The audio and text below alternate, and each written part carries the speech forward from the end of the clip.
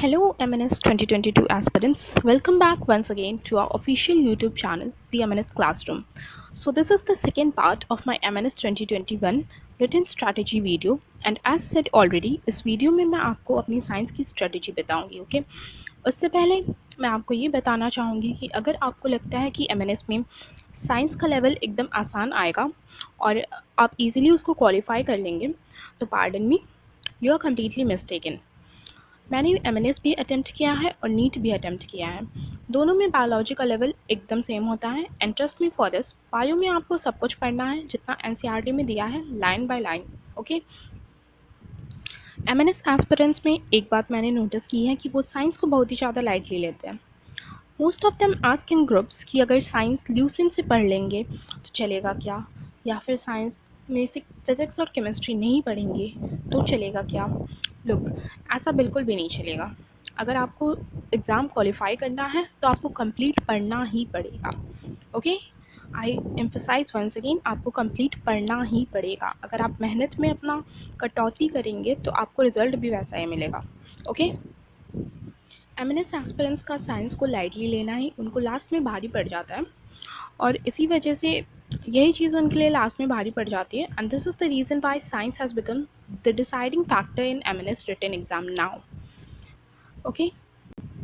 अगर आपके जीके और इंग्लिश में 42 मार्क्स आ भी जाते हैं तो भी साइंस में एटलीस्ट आपको 35 से 40 मार्क्स लाना पड़ेगा एग्ज़ाम को क्वालिफाई करने के लिए, ओके। और साइंस में 35 से 40 मार्क्स लाने के लिए ही आपको पूरा पढ़ना पड़ेगा, क्योंकि बहुत से क्वेश्चंस ऐसे होंगे जो आपको उस मोमेंट पे क्लिक नहीं होंगे, आपको याद नहीं आएंगे, तो इसलिए आपको पूरा पढ़ना ही पड़ेगा। अब साइंस में से 6 से 7 क्वेश्चंस आते हैं लगभग फिज़िक्स और केमिस्ट्री दोनों के, लाइक 6 क्वेश्चन फिज़िक्स के, 6 क्वेश्चन केमिस्ट्री के, और बाकी क्वेश्चंस बनते हैं बायोलॉजी से। प्लीज़ नोट दैट कि एग्ज़ाम का लेवल बढ़ाने के लिए फ्यूचर में फिज़िक्स और केमिस्ट्री के क्वेश्चंस बढ़ भी सकते हैं। अब बायो में तो आपको 11th और 12th की एनसीईआरटी एकदम लाइन बाय लाइन और कंसेप्ट बाय कंसेप्ट आपको पढ़नी ही पड़ेगी। अगर आपको बायो के कंसेप्ट्स क्लियर नहीं हैं तो मैं आपको रिकमेंड करूँगी कि आप यूट्यूब पे आनंद बनी सर से पढ़ें या गरिमा गोयल मैम से भी पढ़ सकते हो आप। मोस्ट प्रॉबेबली इनके सारे लेक्चर्स मिल जाएंगे आपको यूट्यूब पे। ये दोनों ही टीचर्स एनसीईआरटी पे मेनली फोकस्ड रहते हैं और वही नीडेड है आपको। प्लस आई गारंटी यू कि आपको बायोलॉजी के सारे कंसेप्ट्स इनसे पढ़ने से क्लियर हो ही जाएंगे। कंसेप्ट्स क्लियर करने के बाद चीज़ों को आपको याद करना भी उतना ही ज़रूरी है। आपको सारे डेट्स, टर्म्स, नेम्स सब कुछ हमको याद होना चाहिए। एक टॉपिक से रिलेटेड जितने भी टर्म्स हैं वो सब आपको याद होना चाहिए, तभी आंसर उस टाइम पे आपके माइंड में क्लिक होगा। एमएनएस 2022 रिटन एग्ज़ाम से पहले आपको at least 4 to 5 times NCERT thoroughly पढ़नी ही है, तभी आंसर्स उस टाइम पे आपके माइंड में आएंगे और आप डायरेक्टली आंसर कर पाओगे उतने स्ट्रेसफुल सिचुएशन में। Also I want to tell you कि इसी चैनल पे एंजेलिना फर्नांडिस, एक एमएनएस 2021 की सिलेक्टेड कैंडिडेट, बायोलॉजी के मोस्ट एक्सपेक्टेड क्वेश्चंस करवा रही है, उसको भी कंप्लीट करिए प्लीज़। आई डोंट नो इतने अच्छे वीडियोस पे आपका इतना कम रिस्पांस क्यों रहता है। आई प्रॉमिस अगर उन वीडियोस पे फ्यूचर में अगर अच्छा रिस्पांस आया तो मैं भी आपकी पीसीबी पार्ट में हेल्प करूँगी, okay, and I mean that. Now coming to physics and chemistry part, अगर इस ईयर का पेपर देखें तो दोनों में से 4-5 question simple numerical, proportionality based questions और फॉर्मूला बेस्ड क्वेश्चंस थे, और 2-3 क्वेश्चंस जो बाकी के थे वो थियोरेटिकल थे, दोनों ही पार्ट में, ओके। ऑल्सो एक चीज़ मैंने ऑब्जर्व की है कि जो 4-5 न्यूमेरिकल्स आए थे फिज़िक्स और केमिस्ट्री में वो मोस्टली नीट के प्रीवियस ईयर क्वेश्चंस थे। लाइक 2 क्वेश्चंस मेरे को याद है, एक 2009 का था और एक 2011 का था। सो एटलीस्ट आपको इतना पता चल गया कि फिज़िक्स और केमिस्ट्री के इम्पॉर्टेंट चैप्टर्स के क्वेश्चंस आप प्रैक्टिस आपको नीट के प्रीवियस ईयर क्वेश्चन से करने हैं, ओके। फिज़िक्स केमिस्ट्री दोनों में ही आपका थियोरेटिकल पार्ट में आपका एक कंसेप्ट एकदम क्लियर होना चाहिए, बेसिक्स याद होने चाहिए आपको, प्लस जो डायरेक्ट फार्मूलाज हैं वो याद होने चाहिए। Please note that I am only talking about the direct formulas, क्योंकि वहीं से क्वेश्चन बनेंगे, बहुत बेसिक क्वेश्चंस बनेंगे। आपको फार्मूलाज याद रहेंगे तो आप कर पाओगे। आपको उन फार्मूलाज को अप्लाई करना आना चाहिए एंड मोस्ट इम्पॉर्टेंटली उन फॉर्मूला से जो प्रोपोर्शनैलिटी वाले क्वेश्चंस बनते हैं, लाइक जो डायरेक्टली प्रोपोर्शनल, इन्वर्सली प्रोपोर्शनल वाले क्वेश्चंस बनते हैं, उन क्वेश्चंस की प्रैक्टिस करनी है आपको, ताकि एग्ज़ाम में वैसे क्वेश्चन आप कर पाओ। ओके, अगर आप कुछ स्किप करना ही चाहते हो अपनी प्रिपरेशन में, तो 11th क्लास की फ़िज़िक्स में से काइनेमैटिक्स का कुछ पार्ट आप स्किप कर सकते हो, लाइक जो स्टार्टिंग में है एकदम circular motion, Newton's laws of motion के जो एकदम फ्रिक्शन वगैरह आता है, एकदम जो डीप क्वेश्चंस बनते हैं, वो आप मत पढ़ना, क्योंकि वो फिर काफ़ी डीप नॉलेज चाहिए उसके लिए, और मेरे को नहीं लगता फ़िलहाल के लिए उतना डीप लेवल में क्वेश्चन पूछे जाएंगे। आपको थर्मल फिज़िक्स और मॉडर्न फिज़िक्स सबसे ज़्यादा फोकस करना है आपको इस पे, और जो ग्रेविटेशन और फ्लूइड मैकेनिक्स, सॉलिड मैकेनिक्स वाले चैप्टर्स हैं, ये भी आपको अच्छे से पढ़ने हैं।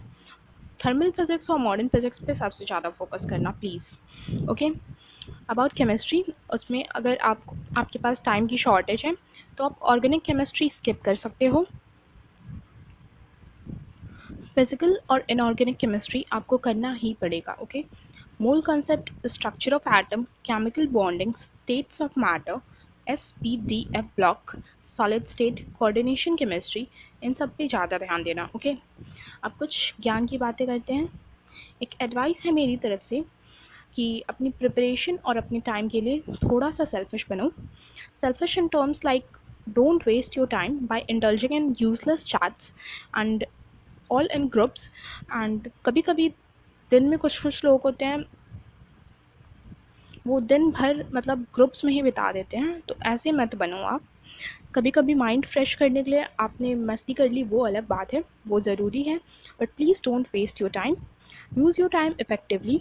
लोगों की हेल्प भी करो, उस टर्म्स में आपको सेल्फिश नहीं बनना है। सेल्फिश आपको सिर्फ अपने टाइम के लिए और अपनी पढ़ाई के लिए बनना है।